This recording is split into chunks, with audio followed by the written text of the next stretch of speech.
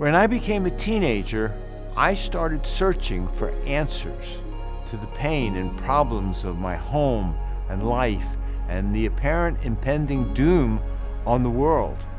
I wanted to figure out the riddle of existence. I toyed with Marxist ideology, Eastern religious ideas, philosophical meditation under the influence of some psychedelic drugs.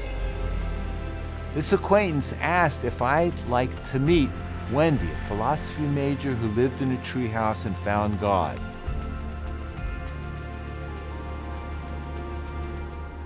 My home was a typical dysfunctional, secular, materialistic home, but Jewish.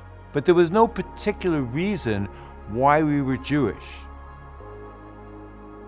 When I became a teenager, I started searching for answers. Judgment seemed imminent on a society that was steeped in the Cold War, the Vietnam War, racial injustice, and environmental travesty. None of the religions seemed to offer anything, so there was no solace, there was no answer. But that's what my heart was crying out for, was to really be connected to people and connected to peace. Whatever the source of peace might be, we hadn't figured that out yet. In this quest for reality, I'm studying modern quantum physics. So I figured, okay, we don't know the riddle of our existence, but our existence goes on in our brains. So if we understood the mechanics on some kind of a basic molecular, atomic, quantum level in our brains, we'd know what existence is about.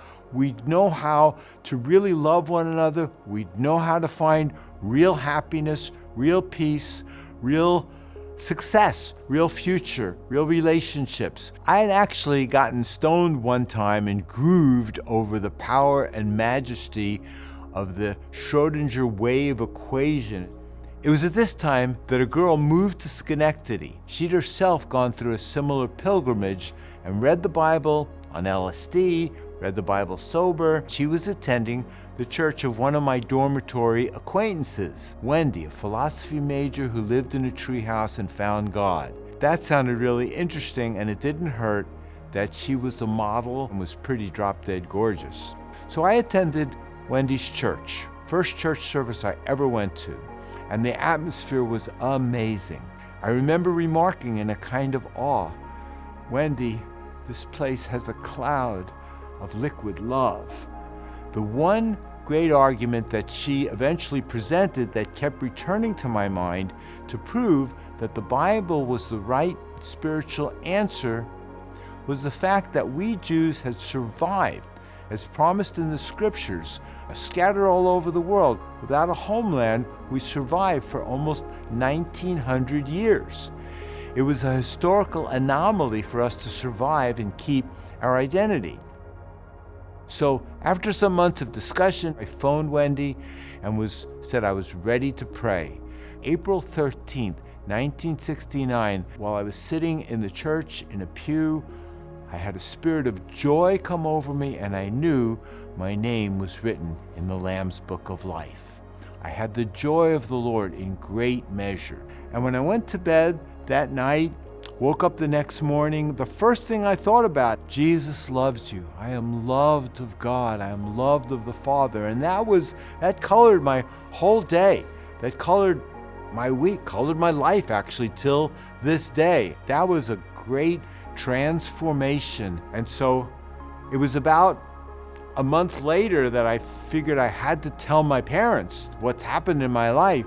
So I went home, said, "Mom, Dad, I found the answer to life's problems. It's not in drugs and it's not in revolution, but it's in the love of Jesus Christ. And I'm done with physics, and I'm going to Bible school, and that's going to be my future." And they were in great shock.